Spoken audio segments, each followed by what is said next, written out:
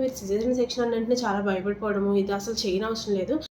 Hello all, good evening. This is Dr. Neerja, gynecologist and obstetrician. Today's topic of discussion is regarding cesarean section. కొంతమందికి ఏమవుతుందంటే కొన్నిసార్లు already caesarean section అయిన వాళ్ళకి లోపలంతా అతుకులు ఉండొచ్చు. అది కొంచెం పేగులకి లేకపోతే కింద ఉన్న బ్లాడర్కి అతుక్కోవడం వల్ల కొంచెం ఎక్కువసేపు డిసెక్షన్ చేయాల్సి ఉంటుంది. రేర్గా వాటికి కూడా డ్యామేజ్ జరిగే అవకాశం ఉంటుంది. That is totally repairable. So అంతేగాని అనమాట. అండ్ ఆల్సో హీలింగ్కి వస్తే కనుక కొన్ని ఛాన్సెస్ ఆఫ్ ఇన్ఫెక్షన్, కొంచెం ఎక్కువ బ్లీడింగ్ అవ్వడము, బ్లడ్ ట్రాన్స్ఫ్యూషన్ అవసరం పడడము, అండ్ అనస్థీషియా ఏదైతే ఉందో స్పైనల్ అనస్థీషియా వెన్నుకి ఇచ్చే ఇంజెక్షన్ అది కొన్నిసార్లు 2-3 టైమ్స్ పిక్ అవ్వడము, ఇలాంటి కొన్ని కండిషన్స్ తప్ప సిజేరియన్ సెక్షన్ అనేది అబ్సల్యూట్లీ క్లీన్ సర్జరీ అనమాట. అంటే చాలా ఈజీ అండ్ అన్కాంప్లికేటెడ్ సర్జరీ. అసలు స్టడీస్ ప్రకారం చూసుకుంటే ఆఫ్టర్ 3 months మీకు నార్మల్ డెలివరీ అయినా సిజేరియన్ సెక్షన్ అయినా హీలింగ్ కానీ పేషెంట్ యొక్క డే టు డే యాక్టివిటీస్ కానీ అన్నీ నార్మల్గానే ఉంటున్నాయి అనమాట. సో దీని గురించి అసలు ఏం టెన్షన్ తీసుకోవద్దు.